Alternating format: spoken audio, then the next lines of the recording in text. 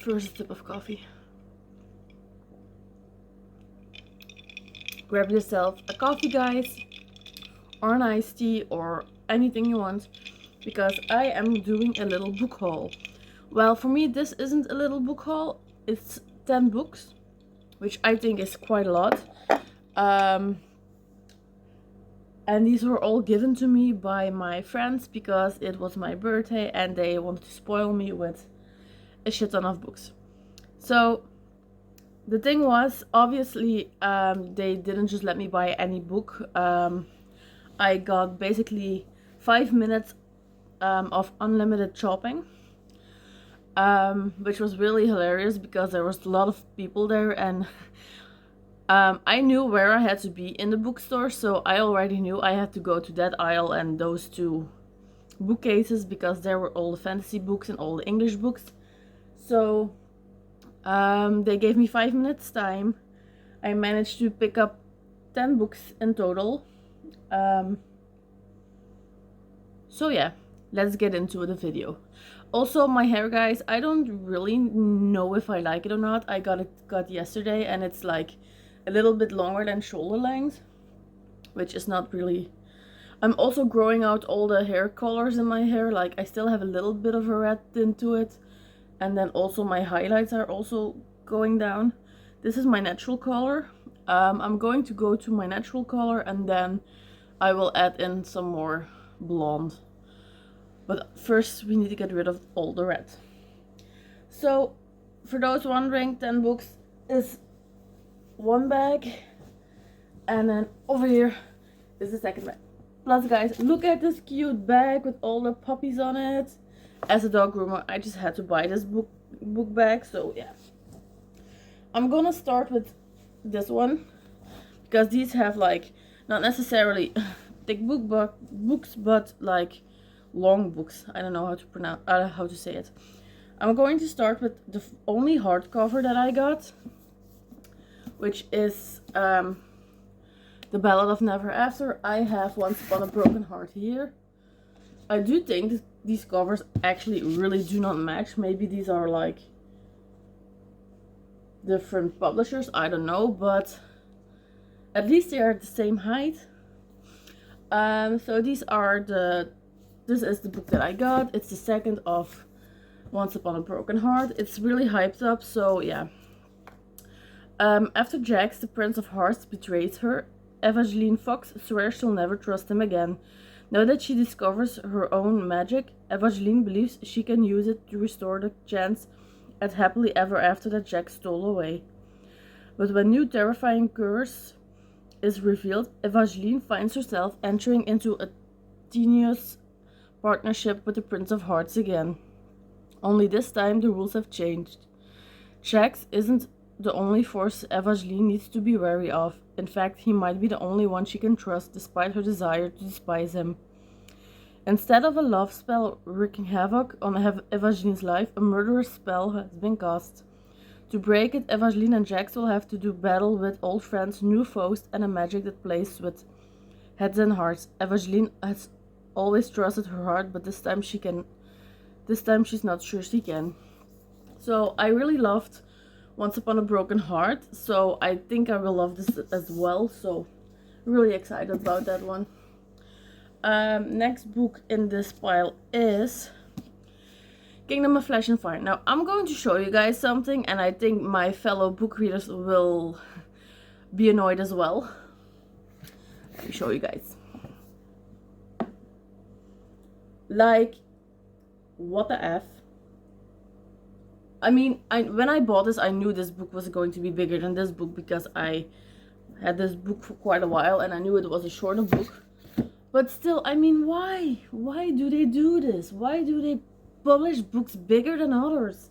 Can't they just keep one type of book? Is it too much to ask? I believe this is the second book from the From Blood and Ash series. Yes, it is. I like the first book. I didn't read the second book yet, so finally time for this one. I have heard mixed reviews actually about this, so I'm pretty interested to see where this is going. I might have to reread the first book because I don't really know that much anymore. But yeah, that's this book. Let me put you back there. And then in this book, the last one is one of the books that I actually was most hesitant about, because I don't know if this is really my type of book, like my genre of book, because I like high fantasy and I like fantasy with like lots of romance in it. I don't think this one has any romance in it, so I am curious to see whether or not I will like this. This is a really hyped up book. It's actually also from the Poppy War, I believe. Yes, I have not started the Poppy War yet as well, because also a bit hesitant. I have gone through this a little bit and I'm intrigued. So we'll see whether or not this book is as good as people hype this up. I will talk to you guys about this book when I start or have finished this. Now on to the big bag. Obviously, when I was there, I had to buy this cute little bag because all of the puppies. So yeah.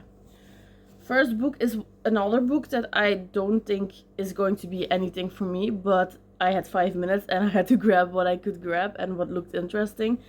And all the other books that I grabbed, except for Babel, I don't know how you say it, Babel or this book, those are the only two books that I just basically grabbed. Babel because of the hype and this one because of the cool cover. So, and it is Tyrant's Throne by Sebastian de Castel. I think this is not my type of book, but we'll see. Valkio Valmont, first cantor of the Great Ghosts, is on the brink of fulfilling his dead king's dreams. Soon, Aline will take the throne and restore the rule of law once and for all. But in Tristia, nothing is ever that simple. In neighboring Avars, there is an enigmatic new warlord, and his closest ally is none other than the Falcon's old nemesis. With the armies of Avars at her back, Trin will be unstoppable. Falco, Cast, and Breasty go racing north to stop her, but in those treacherous climbs, they discover something altogether different. Far more dangerous. A new player has entered the game and plans to take the throne of Tristia. It does sound interesting. Is there going to be anything romantic involved? Based on the cover, I don't think so. Am I going to like this book? Based on the cover, I don't necessarily think so. Based on the back, it's still a possibility. We'll see. Up next is a book that I actually already owned, but I gave it to somebody, I don't know who, and it got lost and I had to buy it again because I do want to continue the series. It's An Ember in the Ashes. I know a place where they normally sell these books, buy two get one free. So I'm hoping they will do that again so I can buy the other 3, but pay for only 2. So yeah, I have actually read this book already and I really did like it, but as I said, I do want to continue the series, so I do want to reread this one again.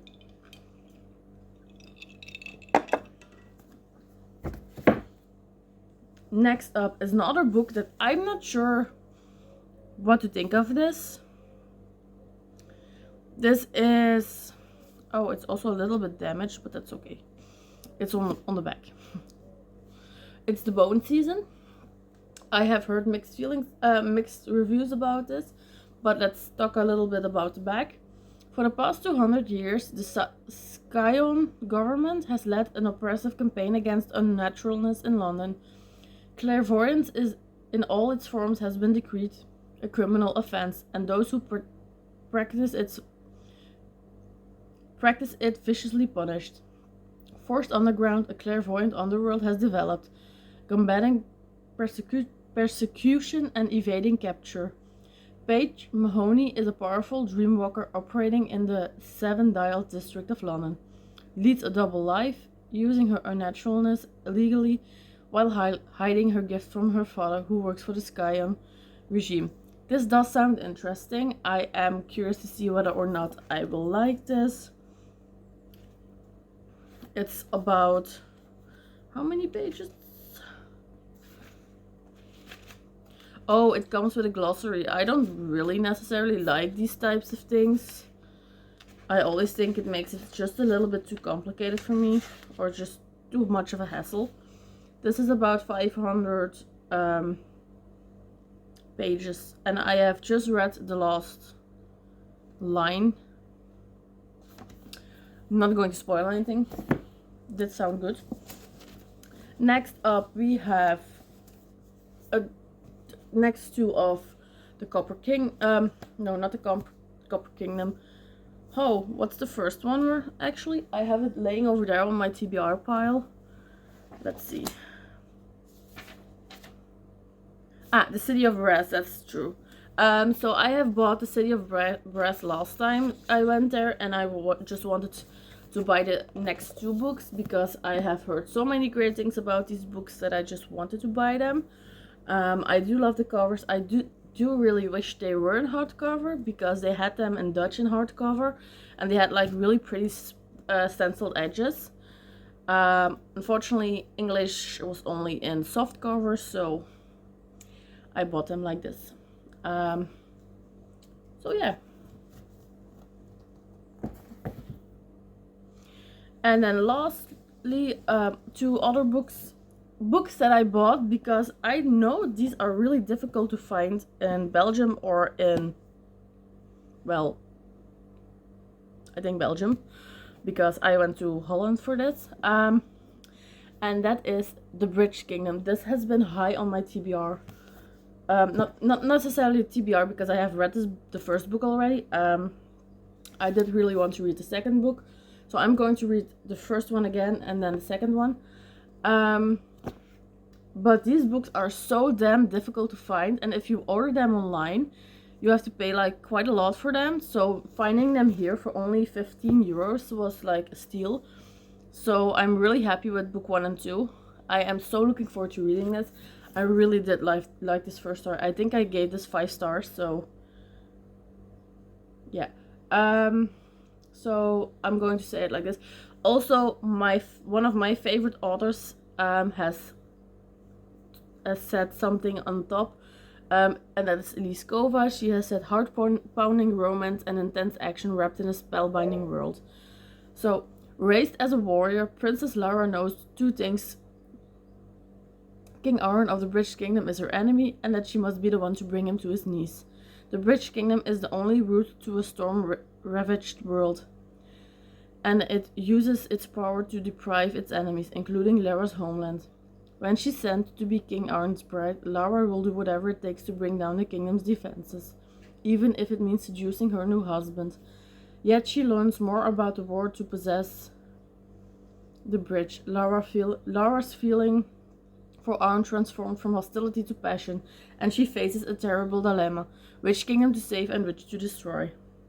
I'm not going to talk about the next book because I feel like you really need to read the first book and then decide whether or not to go for the next book. I am obsessed with this story, so really looking forward to reading these two. I am actually thinking about switching out my TBR pile just for the sake of these two books. So yeah.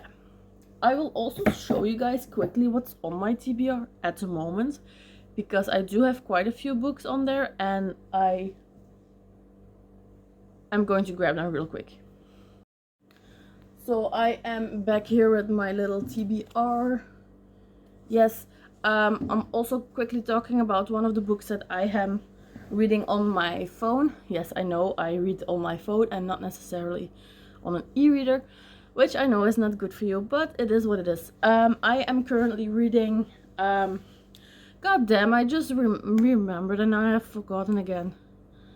Dance of Thieves. Yes, I'm reading Dance of Thieves, which was actually also a book that I wanted to buy when I was there, and they had it, but it was like so damaged.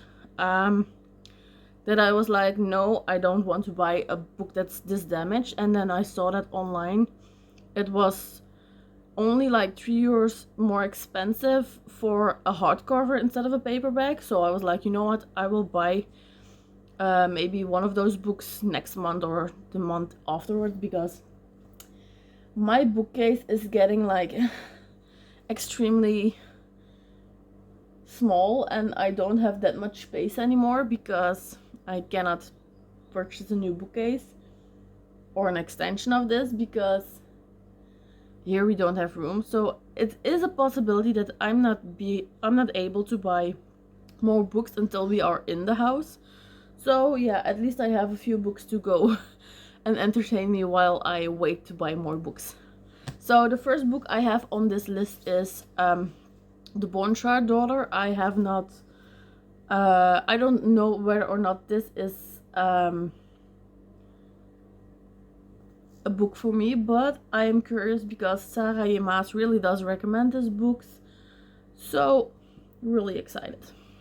Then obviously The City of Brass. City of Brass, I had started this one online and I was really liking the story, so I just wanted to buy the book. And now I have the second and the third book as well. Then I have Queen of Myth and Monsters, which is the second book of... Where is the first one? When you have so many... So King of Battle and Blood is the first one, and this is the second book. I'm really excited about this because I really did like the first book. Then I have The Witch's Blade, which is book 2 of the Five Crowns of Occult. The first one was The High Mountain Court, which I liked. I wasn't blown away by it, but I really did like it. So, and then lastly I have These Infinite Threads by Tahara Mafi. This is the second book from This Woven Kingdom. I really did like This Woven Kingdom. I rated it 4.5 stars. So I'm hoping this will not disappoint me. We'll see. So yeah. So those are basically the books I have on here. I am currently reading Dance of Thieves, as I said. So far I'm 61% into the whole story and I am actually really liking it. When I first started it, because I did start it in the past, when I first started reading that book, I was a little bit disappointed because I felt the story wasn't for me. And then I was like, you know what, I'm just going to give this one another go. And then I download the prequel, not the prequel, like you get a little preview if you just download the preview. Those are like probably like 1, 2, 3 chapters. And this time I really did focus on actually reading and not necessarily everything around me, because sometimes when I start a book and I don't like it, it's more because I'm distracted and not necessarily because the book is bad. So I just gave this one another go, and this time I actually really did like the story, so I downloaded it completely. And now I actually want to buy the hardcover version, so that means quite a lot. So yeah, these are basically all the books that I wanted to talk about. I hope you guys enjoyed this video, and I will talk to you guys next time. Bye guys.